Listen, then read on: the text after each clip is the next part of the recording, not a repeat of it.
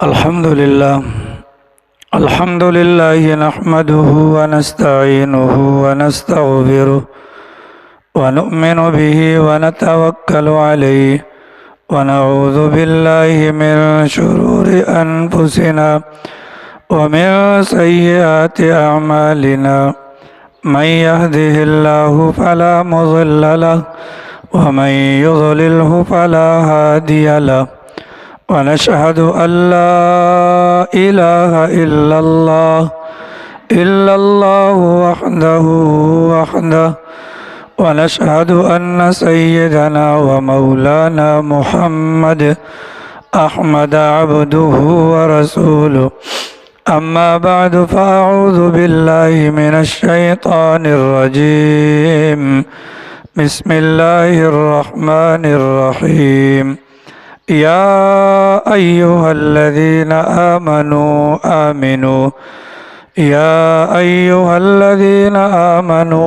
آمنوا بالله ورسوله سبحان ربك رب العزة عما يصفون وسلام على المرسلين والحمد لله رب العالمين اللهم صل على سيدنا ومولانا محمد وعلى آل سيدنا ومولانا محمد وبارك وسلم اللهم صل على سيدنا ومولانا محمد وعلى آل سيدنا ومولانا محمد وبارك وسلم اللهم صل على سيدنا ومولانا محمد وعلى آل سيدنا ومولانا محمد وبارك وسلم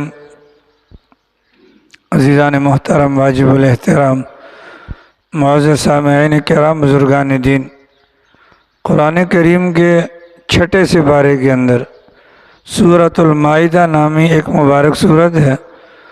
اس مبارک سورت کی آیت کریمہ یا ایھا الذین آمنوا باللہ ورسولہ خطبے کے اندر آپ حضرات کے سامنے تلاوت کی گئی۔ اس مبارک آیت کو سمجھنے کی ضرورت ہے۔ آج کے درس کے اندر، آج کی مجلس کے اندر انشاءاللہ اسی مبارک آیت کے متعلق کچھ باتیں بیان کی جائیں گی۔ دینی مجالس کے آداب میں سے ہے کہ انسان مکمل توجہ کے ساتھ بیٹھے۔ چنانچہ ہمارے بڑوں نے فرمایا کہ اگر کسی حاکم وقت کی مجلس میں بیٹھنا ہو تو انسان اپنے نگاہوں کی حفاظت کرے۔ اگر حاکم وقت کی مجلس میں بیٹھنا ہو انسان اپنے نگاہوں کی حفاظت کرے کہ اگر دائیں بائیں دیکھے گا تو حاکم وقت کی ناراضگی کا خدشہ ہے۔ اور فرمایا گیا کہ اگر کسی عالم دین کی مجلس میں بیٹھو تو اپنے دل کی، اپنے کانوں کی حفاظت کرو کہ ہمارے کان جو ہیں وہ اس بات کی جانب متوجہ ہوں۔ اور اگر کسی اللہ والے کی مجلس میں بیٹھو اپنے دل کی حفاظت کرو کہ جو اللہ والے ہوتے ہیں ان کی زبانوں سے نکلنے والے جو کلمات ہوتے ہیں وہ انسان کے دلوں پر اثر انداز ہوتے ہیں۔ تو محتاج بن کر انشاءاللہ میں اور آپ اگر سنیں گے اور سنائیں گے تو کوئی وجہ نہیں ہے کہ اس قسم کی مجالس ہماری زندگیوں میں تبدیلی لانے کا سبب نہ بنے۔ قرآن کریم کی یہ جو مبارک آیت ہے یا ایھا الذین آمنوا، اللہ تعالیٰ ارشاد فرماتے ہیں اے ایمان والو آمنوا باللہ ورسولہ، اللہ اور اس کے رسول پر ایمان لاؤ۔ اللہ تعالیٰ فرماتے ہیں ایمان والو اللہ اور اس کے رسول پر ایمان لاؤ۔ اب یہاں پر یہ بات عجیب سی لگتی ہے کہ جب شروع میں کہہ دیا کہ اے ایمان والو تو گویا کہ ایمان والے تو پہلے سے ہیں۔ جب ایک چیز پہلے سے موجود ہے تو دوبارہ کیوں حکم دیا جا رہا ہے؟ اگر تو ایمان والے پہلے نہیں تھے تو اللہ تعالیٰ ایمان والوں کو مخاطب ہی نہ کرتا۔ پہلے سے اللہ پاک خود مان رہے ہیں اور اس کے باوجود دوبارہ کہہ رہے ہیں اے ایمان والو اللہ اور اس کے رسول پر ایمان لے کر آؤ۔ اگر پہلے ایمان لائے ہوئے نہیں تھے تو پھر اللہ تعالیٰ نے ایمان والا کیوں کہا؟ اور اگر پہلے سے ایمان والے ہیں تو آمنو باللہ و رسول ہی کا مطلب کیا ہو گیا؟ تو یہ ایک عجیب و غریب سی آیت مبارکہ کی تشریح ہے کہ یا ایھا الذین آمنوا، اللہ تعالیٰ فرماتے ہیں اے ایمان والو، آمنوا باللہ ورسولہ، اللہ اور اس کے رسول پر ایمان لے کر آؤ۔ تو قرآن کریم کی تفسیریں جو لکھنے والے حضرات ہیں کہ جنہوں نے رسول اکرم صلی اللہ تعالیٰ علیہ وسلم کی تعلیمات کو لیا، سیکھا، اور اس کے بعد تابعین یا صحابہ کرام کا جو مجموعہ ہے، ان لوگوں نے اس قسم کی آیات مبارکہ کا جو مطلب بیان کیا، وہ مطلب یہ نکلتا ہے، اللہ تعالیٰ فرماتے ہیں یا ایھا الذین آمنو، اے وہ لوگو جنہوں نے زبان سے اقرار کر لیا ہے، یا اے وہ لوگو جنہوں نے زبان سے اللہ کو مان لیا ہے، آمنو باللہ ورسولہ، دل سے بھی اللہ اور اس کے رسول کو مان لو۔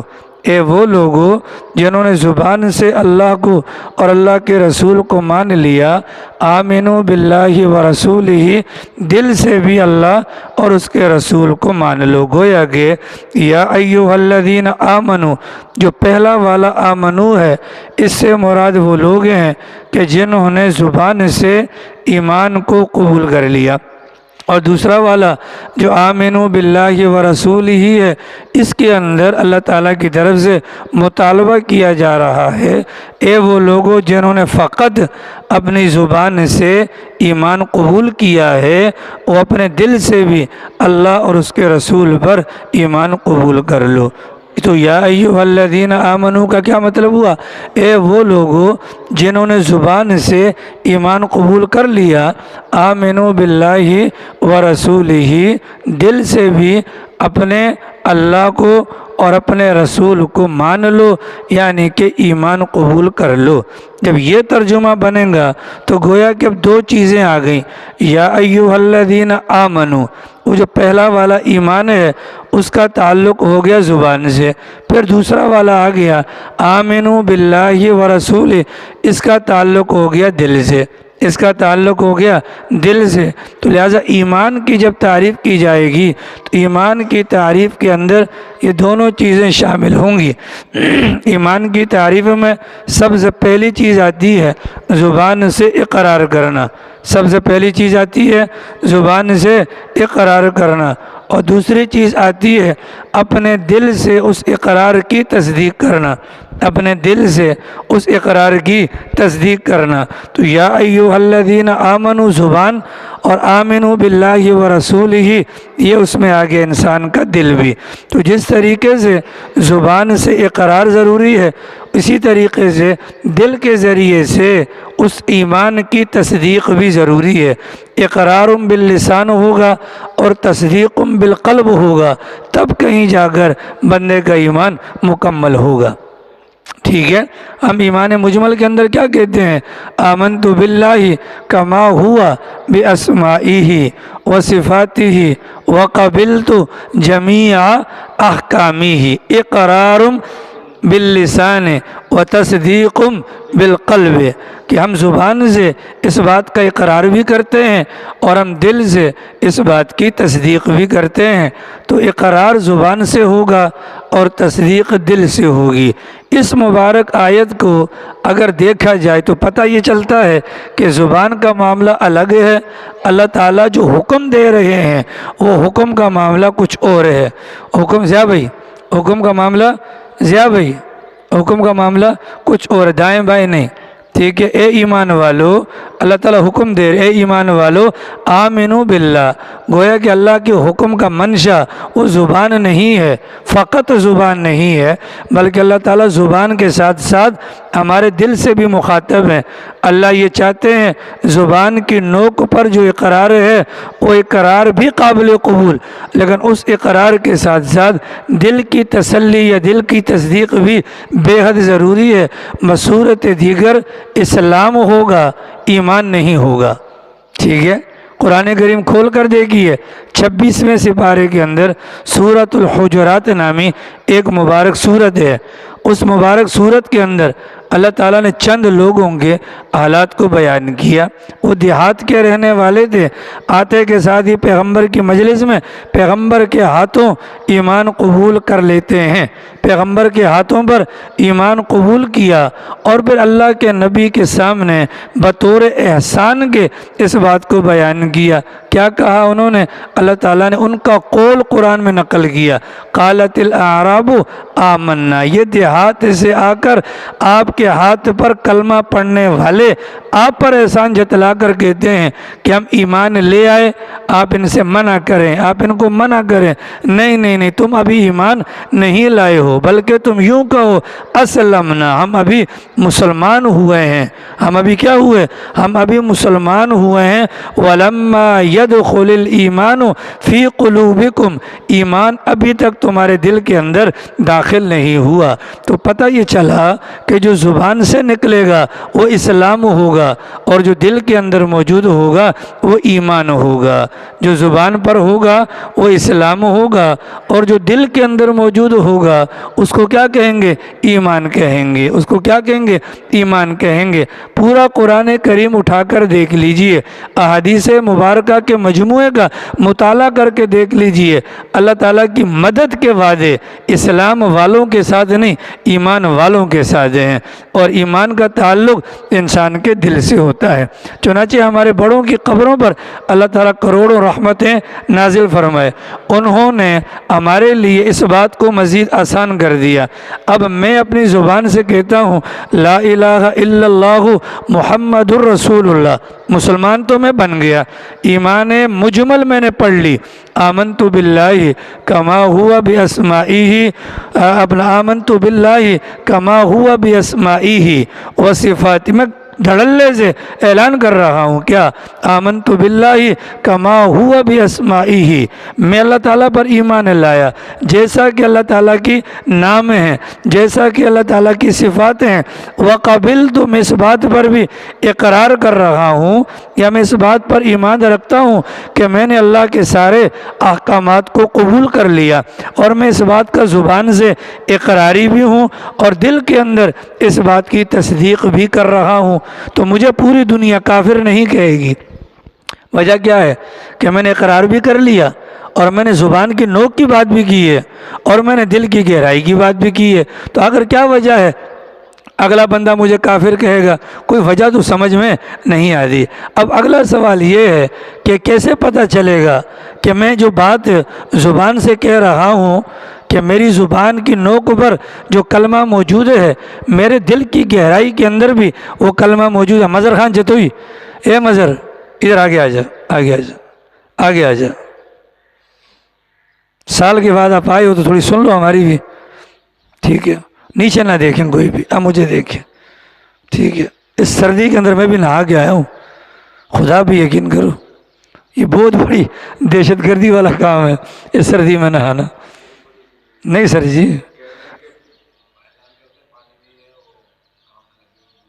اچھا جی، ماشاءاللہ، ہماری سنتا کون ہے؟ یہ گھر میں کبھی بھی وضو نہیں کرے گی۔ یہ وہ قوم ہے کہ حضرت اسرافیل جب سور پھونکے گا نا، کہہ رہے مذاق ہو رہی ہے، کہہ رہے سائرن بج رہا ہے، اس قوم کو بولنے کی کوئی ضرورت نہیں، وہاں خود آئیں گے انشاءاللہ تو ٹکریں کھا کے واپس جائیں گے، ٹھیک ہے جی؟ تو اب مسئلہ یہ ہے، ایک ہو گیا زبان سے اقرار، میں خود کہہ رہا ہوں آمنت باللہ، تو میں نے زبان سے اقرار بھی کر لیا، اور اگلے یہ لمحے میں ساتھ میں یہ بھی کہہ رہا ہوں کہ میں اس بات کی تصدیق بھی کرتا ہوں، اور تصدیق کا عمل دل سے ہوتا ہے۔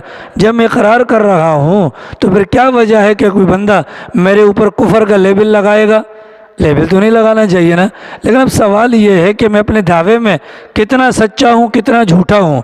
یہ جو میں کہہ رہا ہوں آمنت باللہ، میں سچا ہوں یا جھوٹا ہوں؟ احتمال تو ہے نا بھیا کہ میں سچا بھی ہو سکتا ہوں، میں جھوٹا بھی ہو سکتا ہوں۔ اب اس بات کا پتہ کیسے چلے گا؟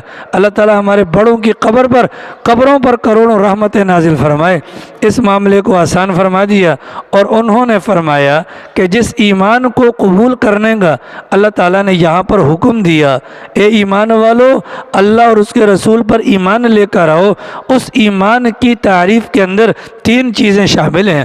ان میں سے پہلی چیز کیا ہے؟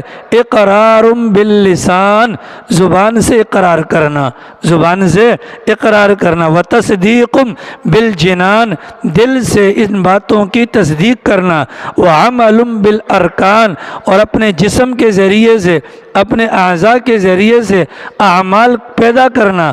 ان اعمال کے نتیجے میں پتہ چلے گا کہ دل کے اندر کالا چور ہے یا دل کے اندر سفید چور ہے۔ اب یہ دعویٰ کرنا تو بہت آسان ہے کہ میں نے ایمان قبول کر لیا، اور میں یہ بھی کہہ دیتا ہوں کہ میرے دل کے اندر بھی ایمان موجود ہے۔ پتہ کیسے چلے گا؟ میرے اعمال کو دیکھا جائے گا۔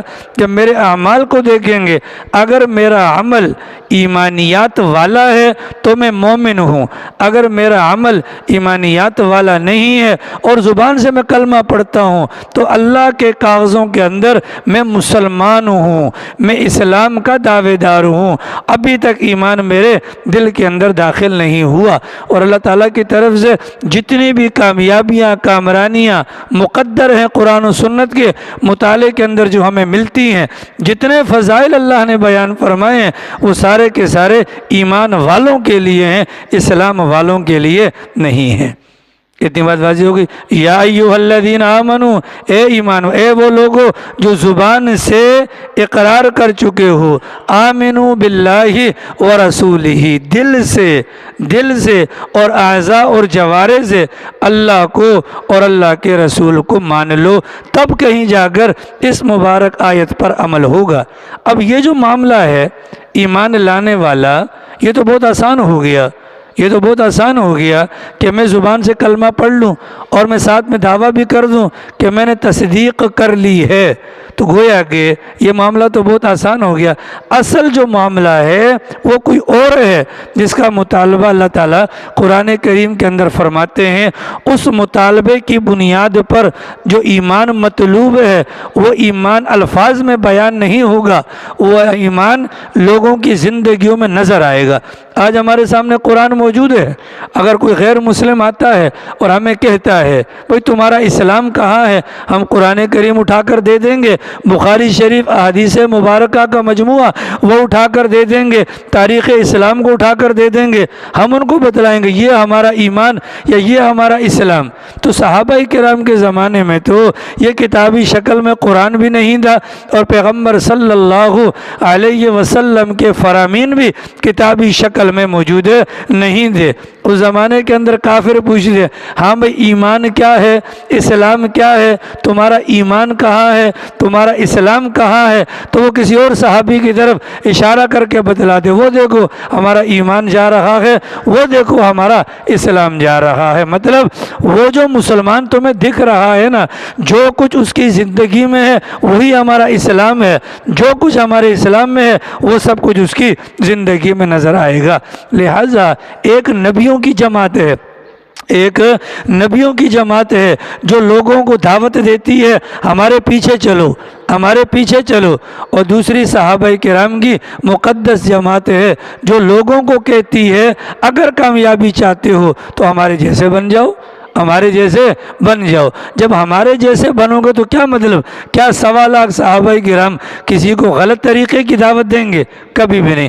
اللہ تعالیٰ نے صحابہ کرام کے ایمان کی گواہی دی، فَإِنْ آمَنُوا، اے یہودیو کافرو یا قیامت تک آنے والے بے ایمانو، فَإِنْ آمَنُوا بِمِثْلِ مَا آمَنْتُمْ بِهِ، اگر تم سارے کے سارے ویسا ایمان لے آؤ جیسا ابوبکر صدیق سے لے کر آخری آنے والے صحابی مسلمان کا ایمان ہے، فَقَدْ اهْتَدَوْا، تو تم کیا ہو جاؤ گے؟ ہدایت یافتہ ہو جاؤ گے۔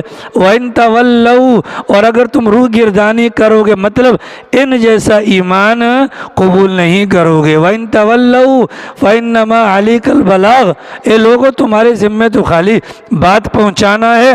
اللہ تعالیٰ فرمانا یہ چاہتے ہیں ہمارے نزدیک جو ایمان مطلوب ہے وہ ایمان ہے جو حضرات صحابہ کرام نے قبول کیا اور قبول کرنے کے بعد اللہ میاں کی بارگاہ میں پیش کیا۔ اتنی بات واضح ہوگی جی۔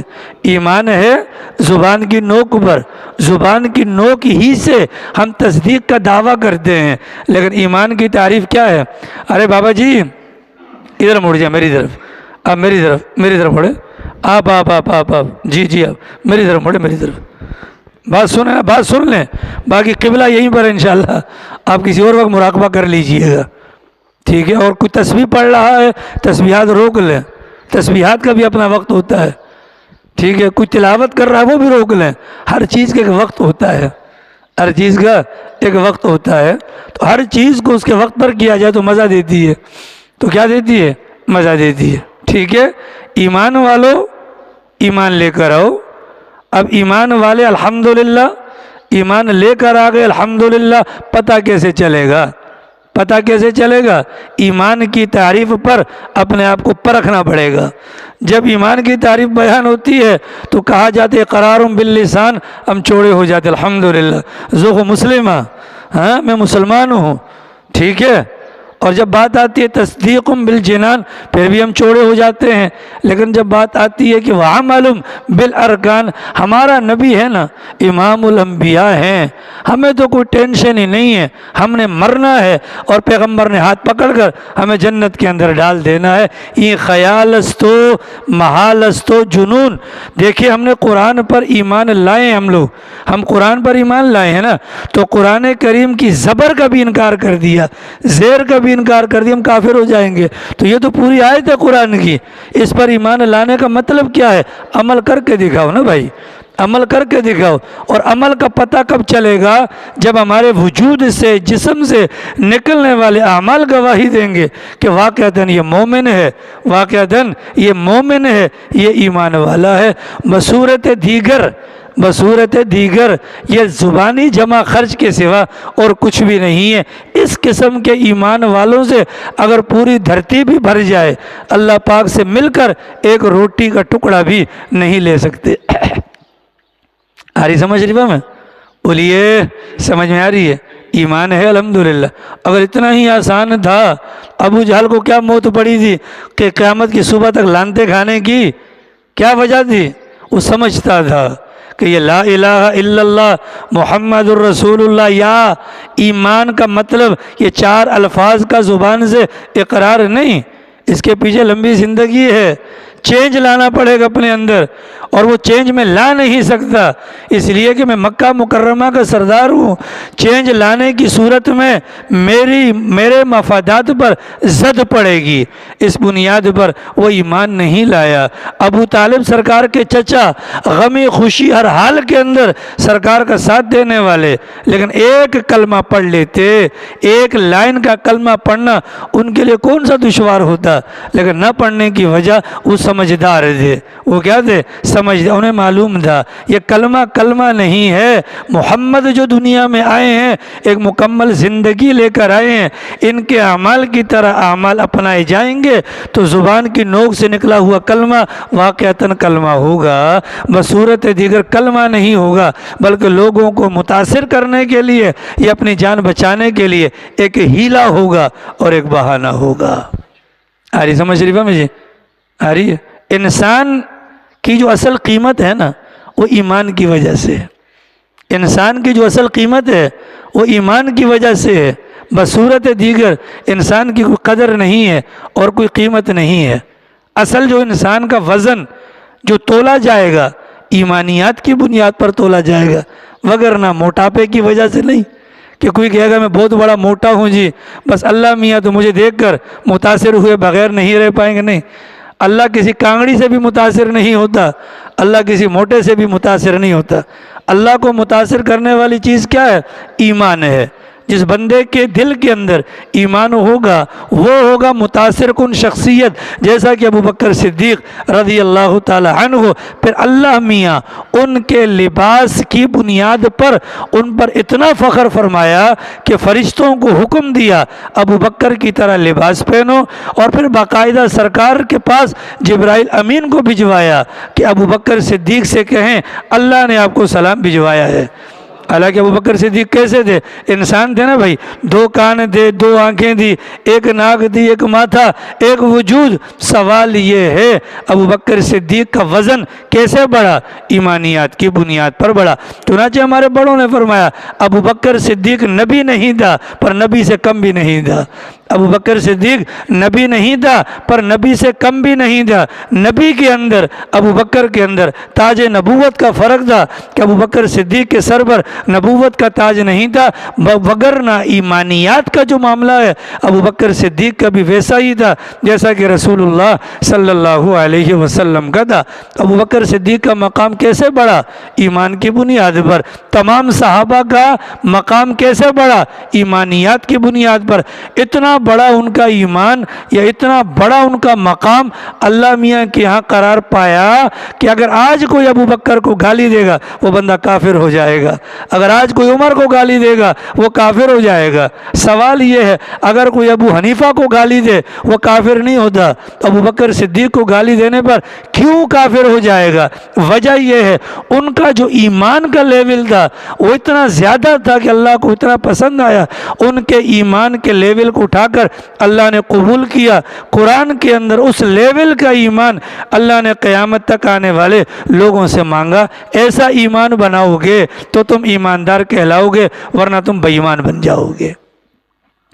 آ رہی ہے سمجھ شریفہ میں؟ انسان کو اللہ نے 4 چیزوں سے بنایا. ناصر باجی، انسان کو اللہ نے 4 چیزوں سے بنایا. سائیں ماشاءاللہ آپ کو میں نے درس کی دعوت دی، آپ نہیں آئے اس دن. ماشاءاللہ ادھر میں نے دیکھا سردی کے اندر آپ وہ ایک مولوی آئے اس کا بیان سننے پہنچے ہوئے تھے. قرآن کے پیچھے ہیں، قرآن کے پیچھے. باقی تو بیانات تو بہت سارے ہوتے رہتے ہیں، آپ سنتے رہیں گے. کیا خیال ہے عالمگیر فرقی صاحب؟ آپ کو بھی کئی مرتبہ درس کی دعوت دی، آ جائیں. میرا خیال ہے آج اب تو حالات بہت خراب ہو گئے ہیں باہر، اب اندر والا ہی بچے گا، باہر والا تو مرے گا. ٹھیک ہے، آپ بھی ماشاءاللہ جب سے سندھی ٹوپی پہنی ہے تو آپ بھی ہوا میں اڑ رہے. آ رہی ہے سمجھ میں؟ جی ہاں. انسان کو اللہ نے بنایا 4 چیزوں سے. اللہ نے انسان کو بنایا 4 چیزوں سے. نمبر 1 آگ سے. آپ تو ماشاءاللہ آپ کو تو دعوت دینے کا فائدہ کوئی نہیں، اور آپ بھی ماشاءاللہ آپ کا کیشیئر نہیں ہوگا ماشاءاللہ. ٹھیک ہے جی. اللہ نے انسان کو 4 چیزوں سے بنایا. آگ سے بنایا، مٹی سے بنایا. آپ کی بھی 2 دکانیں ہیں نا، آپ کی بھی 2 دکانیں ماشاءاللہ، آ جایا کریں درس میں. اللہ نے 4 چیزوں سے انسان کو بنایا. کل ہم نے الحمدللہ رات کو 1.25 لاکھ مرتبہ درود پاک پڑھا ہے الحمدللہ. آپ لوگوں کے مفادات کی جنگ، ہم یہاں لڑ رہے، خدا کو منا رہے، خدایا ڈاکوؤں سے بچا کے بیچاروں کے پاس جو 2-4 روپے وہ بچ جائے، لیکن آپ میں سے کوئی بھی تشریف نہیں لایا. یہ نصیب کی بات ہے. آپ لوگ تھانے بھاگیں. ہاں ویڈیو پیغام آئے گا جی تھانے کے سامنے دھرنا دینا ہے جی. وہ تھانے والا چوری روکے گا یا خدا روکے گا؟ بولو. خدا روکے گا. لیکن نہیں، اعمال پر یقین نہیں ہے. بجلی کی ننگی تار کو چھوئیں گے مر جائیں گے، کوئی بھی نہیں چھوتا. وجہ کیا ہے؟ ذاتی مشاہدہ ہے کہ بجلی کا مذاق بھی سچ ہوتا ہے. وہ خدا جو وعدے دے رہا ہے، اللہ میاں کی باتوں پر یقین نہیں ہے. بولو. ہاں نہیں ہے سر، آپ بھی رات کو تھے، ہاں تبھی آپ کہہ رہے ہیں. ہاں ہے. باقی جن کو نہیں ہے تو وہ سارے نہیں تھے رات کو. ٹھیک ہے جی ہاں. اللہ تعالیٰ نے انسان کو 4 چیزوں سے پیدا کیا. کون کون سی 4 چیزیں؟ آگ سے پیدا کیا، ہاں، اور پانی سے پیدا کیا، اور مٹی سے پیدا کیا. بات سمجھیے گا، انشاءاللہ بہت آسان ہو جائے گی. اللہ نے انسان کو 4 چیزوں سے پیدا کیا. آگ سے پیدا کیا، مٹی سے پیدا کیا، اور ہوا سے پیدا کیا، اور پانی سے پیدا کیا. یہ 4 چیزیں، ان کی ویلیو کیا ہے، ان کی قیمت کیا ہے؟ بازار کے اندر عام طور پر بہت سستے داموں یہ 4 چیزیں مل جاتی ہیں. آگ دیکھ لیں، ماچس کی تیلی پوری آگ ہے، کتنے کی ہے؟ 10 روپے کی، 5 روپے کی.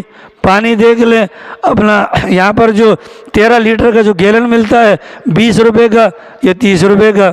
گیس دیکھ لیں 210 روپے کلو ہے.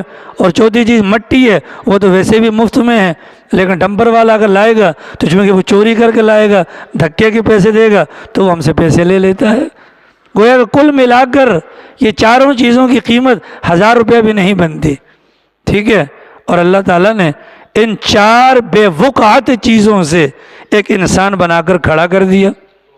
ٹھیک ہے. ان 4 بے وقعت اور کم قیمت چیزوں سے انسان بنا کر کھڑا کیا. بے قیمت چیزوں سے ایسا قیمتی انسان بنایا کہ اللہ تعالیٰ نے اس انسان کو اپنا نائب قرار دیا کہ یہ دھرتی پر یہ میرا نائب ہوگا، یہ میرا خلیفہ ہوگا، یہ ساری مخلوقات کا سردار ہوگا، یہ میرا پیارا ہوگا، میں اس کا دوست ہوں گا. سوال یہ ہے وجہ کیا ہے؟ وجہ یہ ہے اللہ تعالیٰ نے شیر کو، چیتے کو، ہاتھی کو، زیبرے کو، کسی مخلوق کو یہ نہیں کہا کہ تم کلمہ پڑھ کر ایمان قبول کرو۔ اللہ نے اس انسان کو کم قیمت چیز پر بنا کر اس کو ایمان لانے کا حکم دیا، اور ساتھ میں اس کو سمجھا دیا کہ تمہاری قدر، تمہاری اوقات کوئی نہیں، تم بہت گندے ہو، بہت کمزور ہو، اوقات کوئی نہیں۔ اگر اپنے جسم کے اندر یا اپنے وجود کے اندر وزن پیدا کرنا چاہتے ہو تو ایمان قبول کر لینا، اس ایمان کی بنیاد پر تمہارا وزن لگایا جائے گا۔ اتنی بات سمجھ گئی؟ گائے جانتے؟ گائے جانتے ہیں نا؟ گائے چارہ کھاتی ہے، پانی پیتی ہے، دودھ دیتی ہے۔ کیسی بہترین مشین اللہ نے بنا دی، بنائی کہ نہیں بنائی؟ گائے چارہ کھاتی ہے، گائے پانی پیتی ہے اور ادھر سے دودھ دے دیتی ہے۔ کوئی انسان ایسی مشین بنا سکتا ہے ایک طرف سے چارہ ڈالے، دوسری طرف سے پانی ڈالے اور ادھر سے دودھ نکلے؟ ایسا ممکن ہے؟ بولیے، ایسا ممکن ہے؟ شہد کی مکھی کو دیکھیں کہ وہ پھولوں کے اوپر بیٹھتی ہے، رس چوستی ہے، نیچے سے شہد نکلنا شروع ہو جاتا ہے۔ انسان مشین بنا سکتا ہے؟ بولیے۔ ریشم کے کیڑے کو دیکھیں، شہتوت کے پتے کھاتا ہے، نیچے سے ریشم نکلتا ہے۔ اسی شہتوت کا پتا بکری جا کر کھاتی ہے، اوپر سے پانی پیتی ہے، نیچے سے دودھ نکلتا ہے۔ یہ کون کر رہا ہے؟ یہ اللہ کی ذات۔ یہ ساری مشینیں کس نے بنائی؟ اللہ نے۔ یہ ساری مخلوقات کس نے بنائی؟ اللہ نے۔ ہم سب یعنی انسان ان مخلوقات کے مقابلے میں افضل ہیں، ٹھیک ہے؟ اب بکری کو دیکھیں، اب ریشم کے کیڑے کو دیکھیں، اب گائے کو دیکھیں، وہ لوگ کتنی عجیب و غریب چیزیں کھاتے ہیں اور کتنی بہترین چیزیں اندر سے باہر نکالتے ہیں۔ اب ذرا انسان کے بارے میں بھی سوچیں، انسان وہ کھاتا ہے جو 18,000 مخلوقات نہیں کھاتی۔ انسان کی غذا مرغن ہوتی ہے، انسان کی غذا مرغن ہوتی ہے، انسان کی غذا خوشبودار ہوتی ہے، لذیذ قسم کی چیزیں انسان کھاتا ہے، لیکن انسان جب نکالتا ہے تو کتنا گند نکلتا ہے کہ انسان خود بھی اپنا پاخانہ یا اس کی بدبو کو دیکھنا گوارا نہیں کرتا۔ اللہ تعالیٰ بار بار سمجھا رہے ہیں انسانوں انسان بن جاؤ، یہ تمہاری اوقات ہے، یہ تمہاری اوقات ہے۔ اگر کھانے کو نہ ملے تو بھوک سے مر جاؤ گے، زیادہ کھا لو گے پیٹ پھول جائے گا تو پیٹ پھٹ کر مر جاؤ گے، یہ تمہاری اوقات ہے۔ لہذا اپنی اوقات میں رہو اور ایمان قبول کر لو، ایمان کی وجہ سے اپنے جسم کو وزندار بنا لو، بصورت دیگر تمہاری اللہ میاں کے ہاں کوئی بھی قدر و قیمت نہیں ہوگی۔ اے ایمان والو، شمسو سو کے اٹھ کے آ گیا ماشاءاللہ۔ اے ایمان والو، آمنو باللہ ورسولہ، دل سے مان لو نا۔ تو دل سے مانیں گے تو یہ دونوں چیزیں تو پوشیدہ ہیں۔ پتہ کیسے چلے گا؟ اعمال سے چلے گا۔ پتہ کیسے چلے گا؟ اعمال سے چلے گا۔ تو اعمال کرنے پڑیں گے تب کہیں جا کر کہا جائے گا یہ بندہ مومن ہے، اور اس بندے کو ہلکا مت لینا، یہ بڑا قیمتی بندہ ہے۔ آ رہی سمجھ میں؟ الحمدللہ ہم ہیں مومن، اور کچھ وہ بھی ہیں جو مومن نہیں ہیں۔ دیکھنے میں ہم دونوں برابر ہوتے ہیں لیکن زمین آسمان کا فرق ہوتا ہے، ٹھیک ہے؟ مومن وہ ہوتا ہے جو بن دیکھے اللہ کو مان لے، اور کافر وہ ہوتا ہے جو دیکھ کر مانتا ہے۔ مومن اور غیر مومن کے درمیان پہلا فرق، مومن بن دیکھے مانتا ہے اور کافر دیکھ کر مانتا ہے۔ مومن اور غیر مومن کے درمیان دوسرا بنیادی فرق یہ ہے کہ مومن جس چیز کو بخوشی مانتا ہے، کافر اس بات کو مجبور ہو کر مانتا ہے، مجبور ہو کر مانتا ہے۔ یہ مومن اور غیر مومن کے اندر ایک بنیادی دو فرق ہیں۔ اب اگر ہم مومن ہیں، ہم نے اللہ کو نہیں دیکھا، ہم نے نبی کو نہیں دیکھا، جو اعمال ہمیں بتلائے گئے ان اعمال کے اندر کیا فضیلتیں ہیں ہمارے علم میں آ گئیں۔ علم میں آنے کے بعد ہمارے ایمان کا تقاضا ہے ان اعمال کو اپنا کر اللہ اور اس کے نبی کی طرف سے بیان کردہ وعدوں پر اور وعیدوں پر یقین رکھ کر اپنے ایمان کا ثبوت دیں۔ اگر ہم بھی کہیں کہ نہیں جی پہلے خوشحالی آئے گی تب کہیں جا کر ہم نمازوں میں جائیں گے تو پھر تو ہم میں اور کافر میں کیا فرق ہو گیا؟ خوشحالی دیکھ کر ایمان قبول کرنا یہ مومن کی شان نہیں۔ مومن کی شان کیا ہے کہ وہ بن دیکھے اللہ نے جو کہہ دیا سو کہہ دیا، اس پر وہ ایمان لائے گا۔ آ رہی سمجھ میں بھیا؟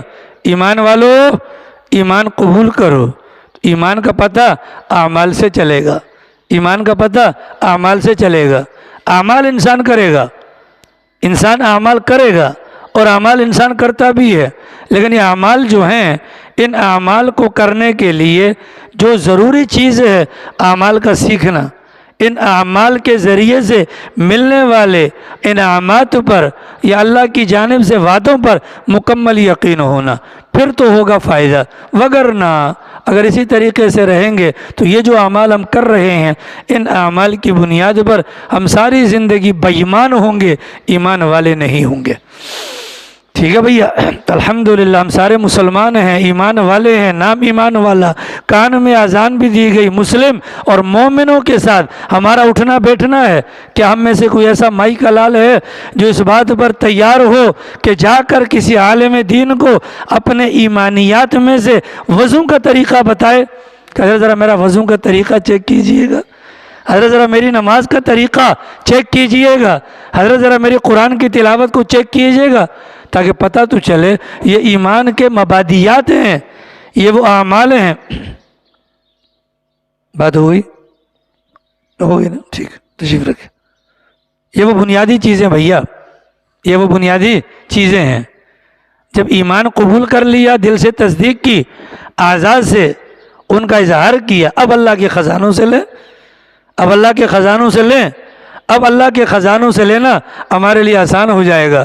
پیغمبر صلی اللہ علیہ وسلم کا فرمان ہے کہ میں نے خواب کے اندر دیکھا ایک بندہ جنت کے دروازے پر گیا، جنت کا دروازہ بند پایا، دنیا کے اندر اس کا کلمہ پڑھنا لا الہ الا اللہ محمد الرسول اللہ اس کے سامنے آ گیا، گویا کہ یہ کلمہ یہ جنت کی کنجی ہے، یہ کلمہ یہ جنت کی کنجی ہے۔ اب ہم سب کے سب اس ایمان کی بنیاد پر جنت میں جانا چاہتے ہیں، تو کلمے کا ورد کون کرے گا؟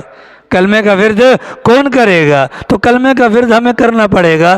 پیغمبر صلی اللہ علیہ وسلم نے نماز کا حکم دیا اور وضو کو نماز کے لیے طہارت کی چابی قرار دیا، تو سوال یہ ہے کیا ہمارا وضو اس درجے کا ہے کہ جس درجے کی بنیاد پر ہماری نماز کامل ہو جائے؟ اگر ہاں تو الحمدللہ، اور اگر ایسا نہیں ہے تو ساری زندگی جس نماز پر ہم خوش ہوتے ہیں وہ نماز کل قیامت والے دن ہمیں اللہ کی بارگاہ سے قریب کرنے کا نہیں بلکہ دور کرنے کا باعث بن جائے گی۔ یہ ہمارے ایمان کے تقاضے ہیں، یہ ہمارے ایمان کے تقاضے ہیں۔ صحابہ کرام کا زمانہ اٹھا کر دیکھیں، انہوں نے حضرات صحابہ کرام کے بعد والے لوگوں نے حضرات صحابہ کرام سے دین کا ایک ایک عمل سیکھا، سیکھنے کی بنیاد پر وہ اس مقام تک پہنچے کہ آج ان کا نام آتا ہے تو ہماری گردنیں جھک جاتی ہیں۔ ایک ہم بھی ایمان والے ہیں، ہمیں وضو کا طریقہ نہیں آتا۔ سرکار دو عالم سب کہہ دو صلی اللہ علیہ وسلم کا فرمان ہے کہ جو بندہ گھر سے وضو کر کے مسجد کے اندر آتا ہے ثواب کتنا ملتا ہے؟ گویا کہ گھر سے احرام باندھ کر بیت اللہ شریف جا رہا ہے۔ اور ہمارے ناصر باجی فرما رہے تھے آپ اعلان فرمائیں کہ گھر سے وضو کر کے آئیں۔ اور بھائی اتنی بڑی فضیلت ہم اسلام میں بوڑھے ہو گئے، آج تک ہمیں پتہ نہیں چلی کہ ہم کتنا نقصان کر رہے ہیں۔ تو گویا کہ ایمان ہے زبان کی نوک پر یا دل کی تہ کے اندر، اعضاء سے اسلامی یا ایمانیات والے اعمال ظاہر نہ کر کے ہم خود ثابت کر رہے ہیں کہ ہماری زبان سے نکلنے والی باتیں غلط ہیں۔ ہماری زبان سے نکلنے والی باتیں کیا بھیا؟ غلط ہیں۔ زبان سے نکلنے والی باتیں غلط ہیں۔ انسان قیمتی بنے گا اعمال پر، اور اعمال نتیجہ ہے ایمان کا۔ پیچھے ایمان ہوگا، ایمان مجبور کرے گا۔ ایمان کیا کرے گا؟ مجبور کرے گا۔ اس ایمان کی مجبوری کی بنیاد پر بندے کو چین نہیں آئے گا اور سکون نہیں آئے گا۔ آ رہی سمجھ میں؟ بولیے، کھانا کھاتے ہیں الحمدللہ، کھانا کھاتے ہیں الحمدللہ، لیکن سوال یہ ہے کہ کھانا کھانے کے بعد نیند آتی ہے، نماز پڑھنے کو دل کرتا ہے؟ غنودگی آتی ہے یا نیند آتی ہے یا نماز پڑھنے کو دل کرتا ہے؟ بولو اور نیند آتی ہے نا، خواری ہوتی ہے، رات کو کھانا کھایا تھا نا، صبح فجر ماشاءاللہ مکہ مدینہ میں پڑھی ہے، تو کیا خیال ہے اس کھانے کے بارے میں؟ ڈٹائی کے ساتھ اعلان کیا جاتا ہے الحمدللہ خون پسینے کی کمائی ہے۔ نہیں جناب، غلط ہے۔ جو حلال ہے نا، حلال، وہ حلال اپنا اثر دکھاتا ہے، ٹھیک ہے؟ جو رات کو کھانا کھایا، فجر نہیں پڑی، چندہ سرٹیفکیٹ لینے کی ضرورت نہیں، موٹی سی بات ہے، کھانا حرام کا تھا۔ کھانا کیا تھا؟ حرام کا تھا، اس لیے کہ حلال کی برکت ہے کہ حلال انسان کو اعمال پر لائے گا، اور حرام کی نحوست ہے وہ انسان سے اعمال کو چھنوا دے گا۔ آپ نہیں دیکھتے کتنے مسلمان ہمارے ہیں، وہ مسجد کے اندر بھی آ کر ایک ماتھا ٹیکنے کو تیار نہیں ہوں گے، اچانک فون آ جاتا ہے، اچانک فون آ گیا، اچانک پیٹ میں گڑگڑ ہو گئی، اچانک کوئی بات یاد آ گئی، وہ بھاگ جاتے ہیں۔ وجہ کیا ہے؟ یہ نہیں کہ ان کے ہاتھ پاؤں میں درد ہو گیا تھا، نہیں جناب، نہیں، پیچھے روزی کام کر رہی ہے۔ اللہ تعالیٰ نے کھانے انسانوں کو بعد میں پیدا کیا، اللہ نے زمین کے نیچے غذائی اجناس کے ڈھیر لگا دیے۔ میرا مومن بندہ آئے گا، حلال کھائے گا، اسی زمین کے اوپر یہ ماتھا ٹیکے گا۔ اگر رات کا کھانا حلال کا ہوتا تو آج فجر کی توفیق ہوتی جناب۔ خدا کی قسم، یہ پتھر پر لکیر ہے کہ حرام کبھی بھی انسان کو نیکی کی طرف جانے نہیں دے گا۔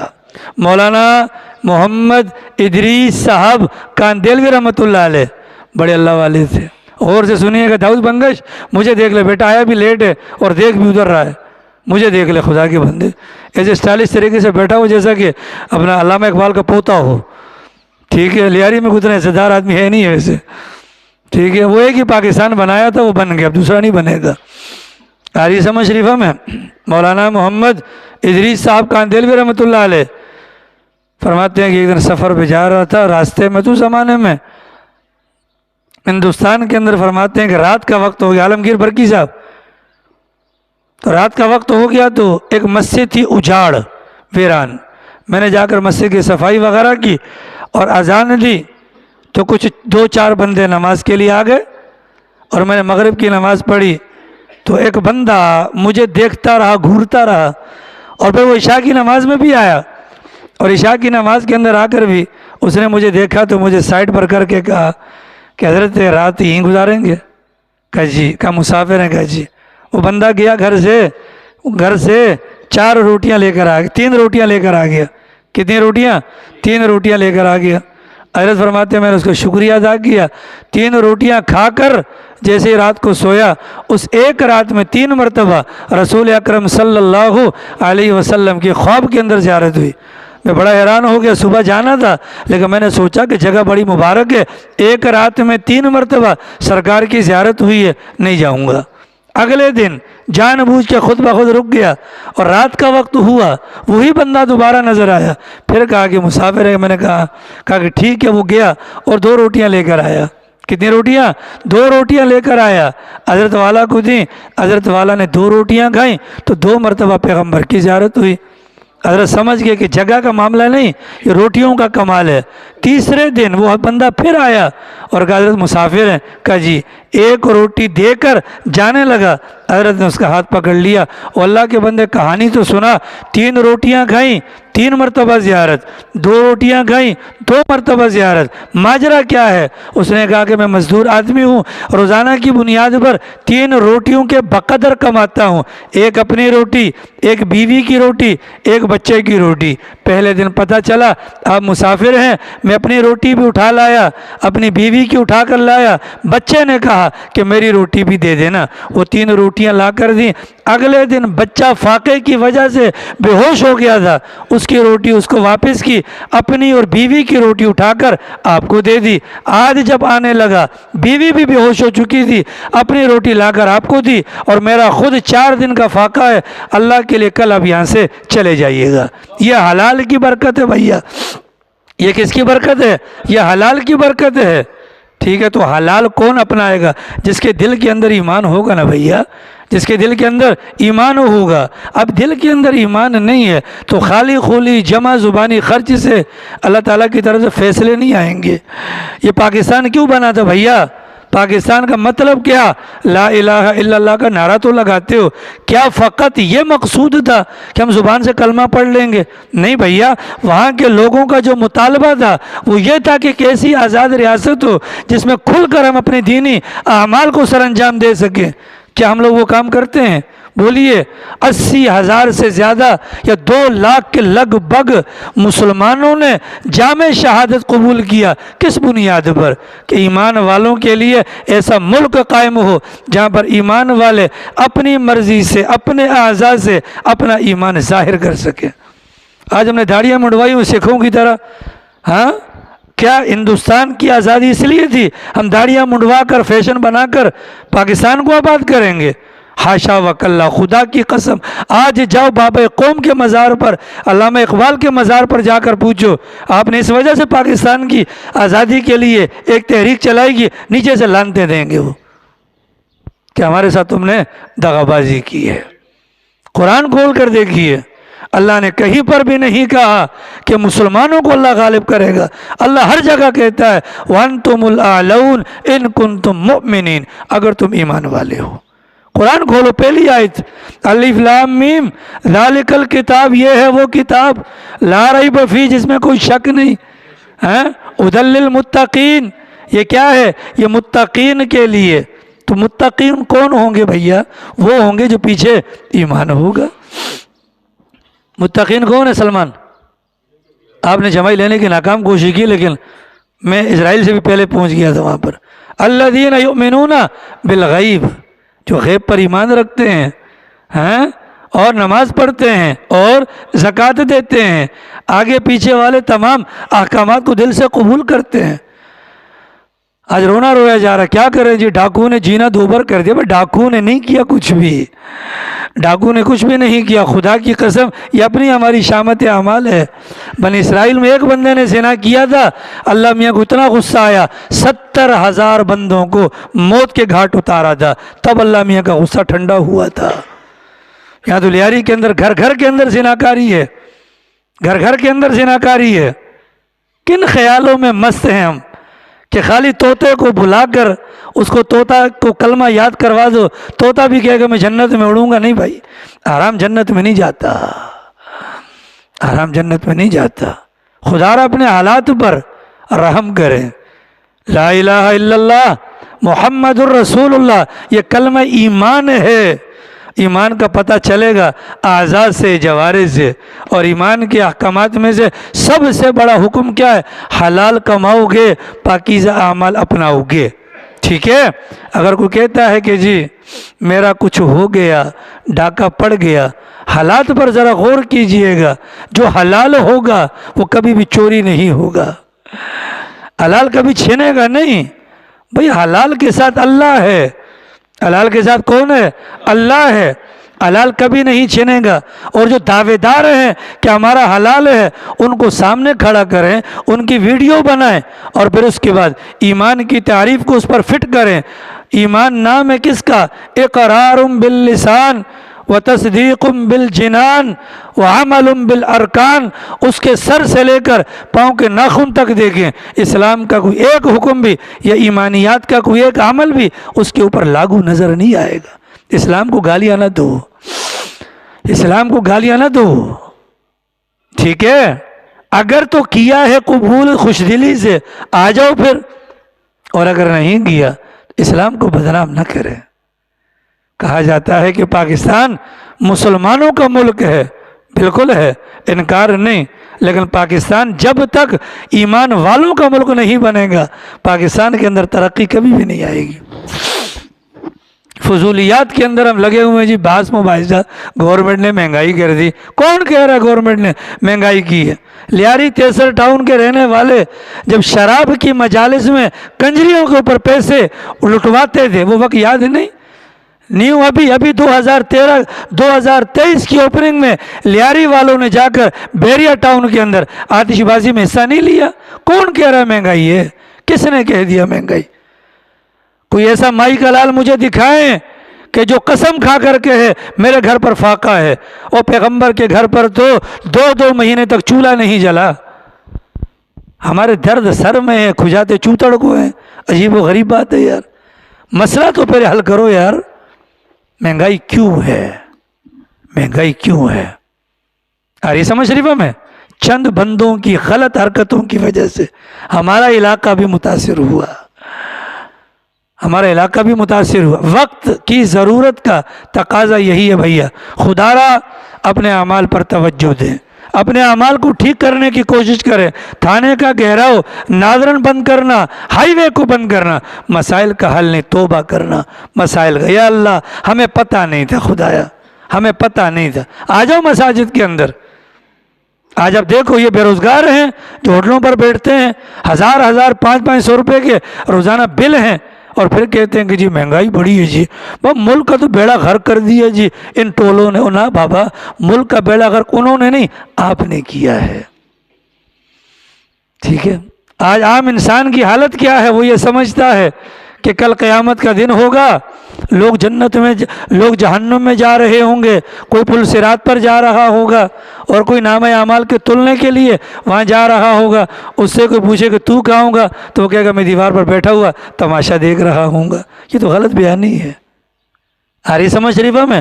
اگر علاقے کو ٹھیک کرنا ہے، اگر حالات کو بہتر بنانے میں سنجیدہ ہیں، تو خدا را اپنے ایمان پر محنت کریں، اپنے ایمان پر محنت کریں۔ فائدہ کیا ہوگا؟ ہماری وجہ سے دوسرے بھی سکھی ہو جائیں گے۔ ویسے تو نہیں، حدیث قدسی کے اندر آتا، روزانہ سمندر کہتا ہے خدایا اجازت دے ان ظالموں کے اوپر چڑھ جاؤں، آسمان کہتا ہے خدایا اجازت دے ان ظالموں پر پھٹ جاؤں، خدایا زمین کہتی ہے اجازت دے میں پھٹ جاؤں، ان کو اندر نگل لوں۔ پر اللہ کی مہربانیاں دیکھو، اللہ ان تینوں مخلوقات کو کہتا ہے اگر تمہارے بندے ہیں تو تمہاری مرضی ہے، جو چاہو کرو، اور اگر یہ میرے بندے ہیں تو ان کو میرے حال پر چھوڑ دو، یہ جب توبہ کریں گے میں ان کی توبہ کو قبول کروں گا۔ یا ایھا الذین آمنو، اے ایمان والو، آمنو باللہ، ایمان لاؤ اللہ پر اور اس کے رسول پر، مطلب اے زبان سے اقرار کرنے والو، دل سے اور اپنے اعمال کے ذریعے سے اللہ اور اس کے رسول کی اتباع کرو یا ان کو مان لو۔ علاقے کے اندر جو پوزیشن ہے اس کا واحد حل اعمال ہیں۔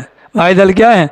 ہم اپنے پیغمبر جس کا کلمہ پڑھتے ہیں، اگر تیز ہوا چل جاتی تھی تو پیغمبر مسجد کی طرف جاتے تھے، اور ہمارے مسلمان پیغمبر کے کلمہ کو جہاں پر بھی کچھ اس طرح کا معاملہ آ جائے فوراً تھانے کے گھیراؤ کے بارے میں چند خود ساختہ لیڈر کھڑے ہو جاتے ہیں، یہ علاقے کے مامے چاچے بنے ہوئے ہیں، یہ لوگوں کو دعوتیں دے۔ نہ بابا، کسی کی بات میں نہ آئے، ہمارا لیڈر محمد الرسول اللہ صلی اللہ علیہ وسلم ہے، بات ختم ہو گئی، ہم نے کسی کو نہیں ماننا، ہم نے کسی کو نہیں ماننا۔ چند دنوں کے بعد ان لیڈروں کی حقیقت آپ کو خود بھی پتہ چل جائے گی، تو کیا ضرورت ہے اپنی عاقبت بھی برباد کرنے کی، اپنی دنیا بھی برباد کرنے کی۔